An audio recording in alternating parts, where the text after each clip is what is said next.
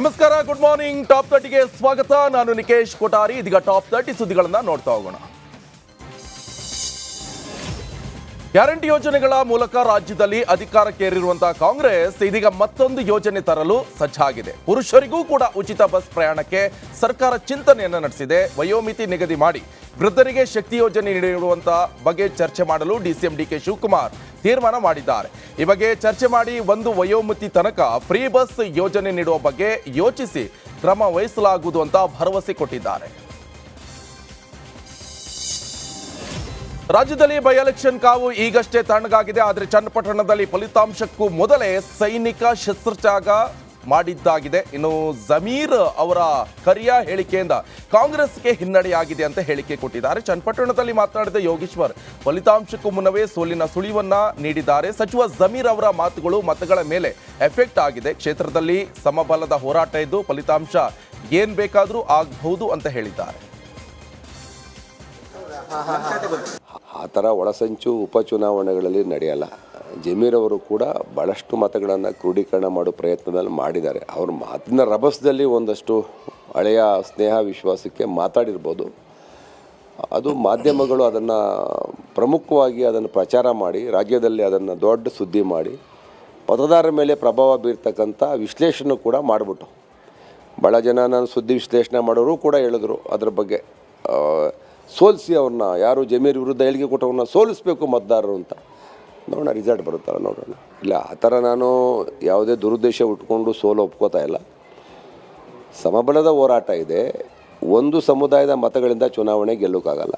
Major community ಇಲ್ಲಿ ಒಕ್ಕಲಿಗ ಮತಗಳೇ ನಿರ್ಣಾಯಕ. ಇಲ್ಲಿ ಬೇರೆ ಸಮುದಾಯ ಮತ ಇಲ್ಲದೆ ಹೋದರೂ ಕೆಲವು ಸಾರಿ ಒಕ್ಕಲಿಗ ಸಮುದಾಯ ಮತ ಇಟ್ಕೊಂಡೇ ಕುಮಾರಸ್ವಾಮಿ ಅವರು ಗೆದ್ದಿದ್ದಾರೆ. ಹಾಗಾಗಿ ನನಗೆ ಸಮಾಧಾನ ಇದೆ. ಈ ಸಾರಿ ಭಾಳ ಮೈನಾರಿಟಿ ಓಟ್ಗಳು ಬಂದಿದೆ ನಮಗೆ. ನೋಡಬೇಕು ಲೆಕ್ಕಾಚಾರಗಳು ಏನೇನಾಗುತ್ತೆ ಅಂತ. ಅದು ಎರಡು ಪಕ್ಷ. ನನ್ನನ್ನು ಮುಟ್ಟಿದ್ರೆ ರಾಜ್ಯದ ಜನ ಸುಮ್ಮನಿರಲ್ಲ ಅಂತ ವಾರ್ನ್ ಮಾಡಿದ್ದ ಸಿಎಂ ಸಿದ್ದರಾಮಯ್ಯ ಹೇಳಿಕೆಗೆ ಕೇಂದ್ರ ಸಚಿವ ವಿ ಸೋಮಣ್ಣ ಟಾಂಗ್ ನೀಡಿದ್ದಾರೆ. ಬೆಳಗಾವಿಯಲ್ಲಿ ಮಾತನಾಡಿದ ಸೋಮಣ್ಣ, ಸಿದ್ದರಾಮಯ್ಯ ಅವರನ್ನ ಯಾರಾದರೂ ಮುಟ್ಟೋಕ್ಕಾಗುತ್ತಾ? ಯಾರಾದರೂ ಸಿಎಂ ಮುಟ್ಟಿದ್ರೆ ಪೊಲೀಸರು ಕೇಸ್ ಹಾಕ್ತಾರೆ.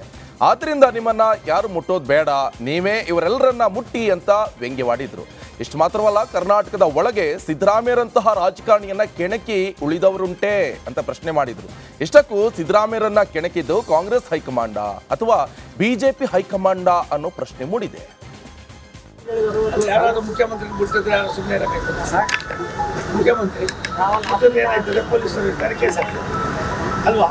ಹಾಗಾಗಿ ಅರ್ಥದಲ್ಲಿ ಅವ್ರನ್ನ ಮಾತಾಡಿರ್ಬೋದು. ಸಿದ್ದರಾಮಯ್ಯ ಒಬ್ಬ ಅನುಭವಿ ರಾಜಕಾರಣಿಗಳಿದ್ದಾರೆ. 2 ಬಾರಿ ಮುಖ್ಯಮಂತ್ರಿಗಳಾಗಿದ್ದಾರೆ. ಅವ್ರು ಏನು ಮಾತಾಡ್ತಾ ಇದ್ದೀನಿ ಅಂತದ್ದು ಅವ್ರ ವಿವೇಚನೆಗೆ. ಇನ್ನು ಕಾಂಗ್ರೆಸ್ ಸರ್ಕಾರ ಬೀಳಿಸಲು 50 ಕೋಟಿ ಆಫರ್ ನೀಡಲಾಗಿದೆ ಅನ್ನೋ ಸಿಎಂ ಸಿದ್ದರಾಮಯ್ಯ ಆರೋಪಕ್ಕೆ ಎಂಎಲ್ಸಿ ಸಿಟಿ ರವಿ ಟಾಂಗ್ ಕೊಟ್ಟಿದ್ದಾರೆ. ಬೆಂಗಳೂರಿನಲ್ಲಿ ಮಾತನಾಡಿದ ಸಿಟಿ ರವಿ, ಅವರ ಶಾಸಕರ ಮೇಲೆಯೇ ಸಿಎಂ ವಿಶ್ವಾಸವನ್ನ ಕಳೆದುಕೊಂಡಿದ್ದಾರೆ. 50 ಕೋಟಿ ರೂಪಾಯಿ ಆಫರ್ ನೀಡಿದ್ರ ಬಗ್ಗೆ ಸಾಕ್ಷಿ ಇದ್ರೆ ದೂರನ್ನ ಕೊಡಿ, ಭ್ರಷ್ಟಾಚಾರದ ಹಗರಣ ಮುಚ್ಚಿಕೊಳ್ಳಲು ಸುಳ್ಳಿನ ಕಂತೆ ಕಟ್ತಾ ಇದ್ದಾರೆ ಅಂತ ಕಿಡಿಕಾರಿದರು. ನೀವು ಹೇಳಿದಿರಿ ಭಾರತೀಯ ಜನತಾ ಪಾರ್ಟಿ 50 ಕೋಟಿ ಕೊಟ್ಟು ಶಾಸಕರನ್ನ ಖರೀದಿ ಮಾಡ್ಲಿಕ್ಕೆ ಹೊರಟಿದೆ ಅಂತ ಹೇಳಿ. ನಾನು ನಿಮ್ಮನ್ನು ಕೇಳಕ್ ಬಯಸ್ತೀನಿ, ನಿಮ್ಮ ಪಾರ್ಟಿ ಶಾಸಕರು ಅಷ್ಟೊಂದು ದುರ್ಬಲರ? ನಿಮ್ಮ ಪಾರ್ಟಿ ಶಾಸಕರು ಈ ಖರೀದಿ ಮಾಡಲಿಕ್ಕೆ ಕುದುರೆನೋ ಕತ್ತೆನೋ ದನನೋ? ಕುದುರೆ ಕತ್ತ ದನವನ್ನು ಖರೀದಿ ಮಾಡಬಹುದು. ಬದ್ಧತೆ ಇರುವಂತ ಯಾವುದೇ ಶಾಸಕರನ್ನ ಖರೀದಿ ಮಾಡ್ಲಿಕ್ಕೆ ಸಾಧ್ಯ ಇಲ್ಲ. ನನಗನ್ಸುತ್ತೆ ನಿಮ್ಮ ಆರೋಪ ಅದು ಆಧಾರ ಇಲ್ಲದ ಆರೋಪ. ನಿಮ್ಮ ಆರೋಪಕ್ಕೆ ಏನಾದರೂ ಆಧಾರ ಇದ್ರೆ ನಾನು ನಿಮಗೆ ಪ್ರಶ್ನೆ ಮಾಡ್ಲಿಕ್ಕೆ ಬಯಸ್ತೇನೆ. ಯಾರು ಖರೀದಿ ಮಾಡ್ಲಿಕ್ಕೆ ಪ್ರಯತ್ನ ಪಟ್ರು? ಯಾರನ್ನ ಖರೀದಿ ಮಾಡ್ಲಿಕ್ಕೆ ಪ್ರಯತ್ನ ಪಟ್ರು? ಯಾವಾಗ ಖರೀದಿ ಮಾಡ್ಲಿಕ್ಕೆ ಪ್ರಯತ್ನ ಪಟ್ರು? ನಿಮ್ಮ ಹತ್ರ ಸಾಕ್ಷಿ ಇದ್ರೆ ದೂರು ಕೊಡಿ. ನಿಮ್ ಸಾಕ್ಷಿ ಇದ್ರೆ ನ್ಯಾಯಾಲಯದ ಮುಂದೆ ಆಧಾರ ಸಹಿತವಾಗಿ ನಿರೂಪಿಸಿ. ಅದು ಬಿಟ್ಟು ಮುಖ್ಯಮಂತ್ರಿ ಸ್ಥಾನದಲ್ಲಿ ಇದ್ದು ಆ ಸ್ಥಾನದ ಜವಾಬ್ದಾರಿಯನ್ನ ಮರೆತು ಕೇವಲ ಆರೋಪ ಮಾಡ್ತಕ್ಕಂಥದ್ದು ಇದು ರಾಜಕೀಯ ಪ್ರೇರಿತ ಮತ್ತು ಬಿಜೆಪಿಯ ಮೇಲೆ ತಪ್ಪು ಅಭಿಪ್ರಾಯ ಹುಟ್ಟಿಸೋದಕ್ಕೆ ನೀವು ಮಾಡ್ತಿರ್ತಕ್ಕ. ಮೂಡಾದಲ್ಲಿ ನಡೆದಿರುವಂತಹ ಸೈಟ್ ಸ್ಕ್ಯಾಮ್ಗೆ ಸಂಬಂಧಪಟ್ಟಂತೆ ಜಾರಿ ನಿರ್ದೇಶನಾಲಯದಿಂದ ತನಿಖೆ ಜೋರಾಗಿದೆ.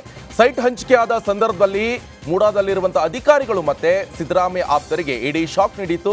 ಸಿಎಂ ಆಪ್ತರಾದ ಶಿವಣ್ಣ, ಮಾಳಗಿ ಶಂಕರ್, ಮರಿಗೌಡರನ್ನ ವಿಚಾರಣೆ ಕೂಡ ನಡೆಸಲಾಗಿದೆ. 2004ರಲ್ಲಿ ತಹಶೀಲ್ದಾರ್ ಆಗಿರುವಂತಹ ಮಾಳಗಿ ಶಂಕರ್, ಮೂಡಾ ಮಾಜಿ ಅಧ್ಯಕ್ಷ ಮರಿಗೌಡ ಹಾಗೆ ಮರಿಗೌಡನ ಆಪ್ತ ಶಿವಣ್ಣ, ಈ ಮೂವರಿಗೆ ಇಡಿ ಕಚೇರಿಯಲ್ಲಿ ಅಧಿಕಾರಿಗಳು ಪ್ರಶ್ನೆ ಮಾಡ್ತಿದ್ದಾರೆ.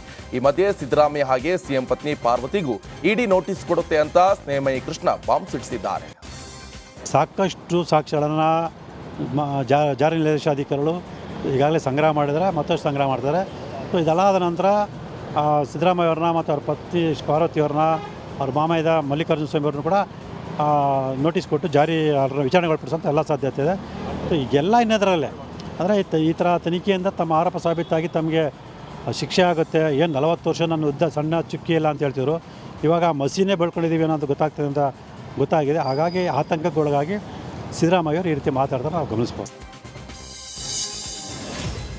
ಬಿಜೆಪಿ ನಾಯಕರ ವಿರುದ್ಧ ಕಾಂಗ್ರೆಸ್ ಸರ್ಕಾರ ಕೊರೋನಾ ಅಸ್ತ್ರ ಪ್ರಯೋಗಿಸಲು ಮುಂದಾಗಿದೆ. ಕೋವಿಡ್ ಕಾಲದ ಅಕ್ರಮದ ತನಿಖೆಗೆ ಸಿದ್ದರಾಮಯ್ಯ ಸರ್ಕಾರ ಗ್ರೀನ್ ಸಿಗ್ನಲ್ ಕೊಟ್ಟಿದೆ. ಯಡಿಯೂರಪ್ಪ ನೇತೃತ್ವದ ಬಿಜೆಪಿ ಸರ್ಕಾರ ಪಿಪಿಇ ಕಿಟ್ ಹಾಗೆ ರೆಮಿಡಿಸಿವಿಯರ್ ಇಂಜೆಕ್ಷನ್ ಕೊರೋನಾ ಉಪಕರಣಗಳನ್ನು ಖರೀದಿ ಮಾಡಿತ್ತು. ಆದರೆ ಈ ಉಪಕರಣಗಳ ಖರೀದಿಯಲ್ಲಿ ಅಕ್ರಮ ಆಗಿದೆ ಅಂತ ಕಾಂಗ್ರೆಸ್ ಸರ್ಕಾರ ತನಿಖಾಸ್ತ್ರ ಪ್ರಯೋಗಿಸಿದೆ. ಕೋವಿಡ್ ಅಕ್ರಮದ ತನಿಖೆಗೆ ಎಸ್ಐಟಿ ರಚನೆ ಮಾಡಲು ಸಿದ್ದರಾಮಯ್ಯ ಸರ್ಕಾರ ತೀರ್ಮಾನ ಮಾಡಿದೆ. ನಿನ್ನೆ ನಡೆದ ಸಚಿವ ಸಂಪುಟ ಸಭೆಯಲ್ಲಿ ಎಸ್ಐಟಿ ತನಿಖೆಗೆ ಗ್ರೀನ್ ಸಿಗ್ನಲ್ ಕೊಡಲಾಗಿದೆ. ಕ್ಯಾಬಿನೆಟ್ ಸಬ್ ಕಮಿಟಿ ತನ್ನ ಏನು ಶಿಫಾರಸನ್ನು ಕ್ಯಾಬಿನೆಟ್ಗೆ ಒಪ್ಪಿಸ್ಬೇಕಾಗಿತ್ತು, ಒಪ್ಪಿಸಿದ್ವಿ. ಆ ಹಿನ್ನೆಲೆಯೊಳಗೆ ಇವತ್ತು SIT ಮಾಡೋದು ನಿರ್ಣಯ ಮಾಡಿದ್ದೀವಿ.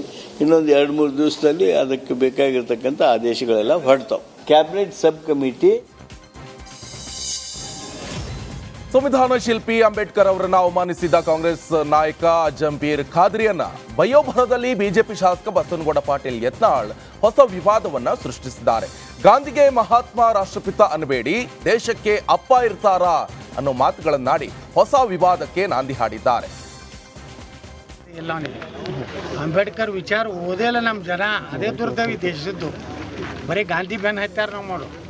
ಗಾಂಧಿಗಿಂತ ಶ್ರೇಷ್ಠ ಮನುಷ್ಯ ಅಂಬೇಡ್ಕರ್ ಅವಾಗ ಹೇಳಿದ್ರು, ಈ ಮಹಾತ್ಮನ ಅನ್ಬೇಡ್ರಿ, ರಾಷ್ಟ್ರಪಿತ ಅನ್ಬೇಡ್ರಿ ಅಂತ ಹೇಳಿ. ರಾಷ್ಟ್ರಪಿತ ಹೆಂಗೆ ಆಗ್ತಾನೆ ರೀ? ದೇಶಕ್ಕೆ ಗಂಡಿರ್ತಾನ?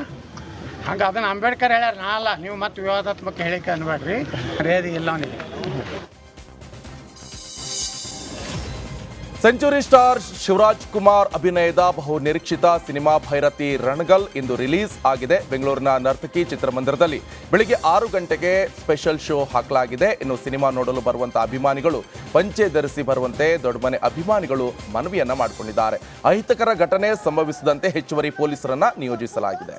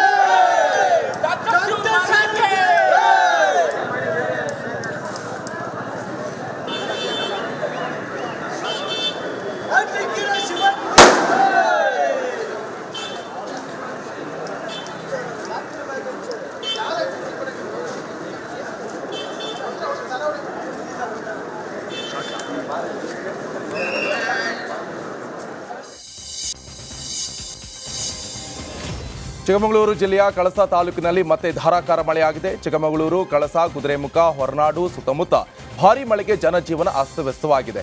ಈ ವರ್ಷ ಪೂರ್ತಿ ಸುರಿದ ಮಳೆಯಿಂದ ಮಲೆನಾಡಿಗೆ ಹರಣಾಗಿದ್ದಾರೆ. ಇನ್ನು ಹಣ್ಣಾಗಿ ಕೊಯ್ಲಿಗೆ ಬಂದಿರುವಂತಹ ಕಾಫಿ ಬೆಳೆ ಸಂಪೂರ್ಣ ಉದುರುವಂತಹ ಸಾಧ್ಯತೆ ಇದ್ದು, ಇನ್ನು ಬೆಳೆಗಾರರಲ್ಲಿ ಆತಂಕ ಸೃಷ್ಟಿಸಿದೆ.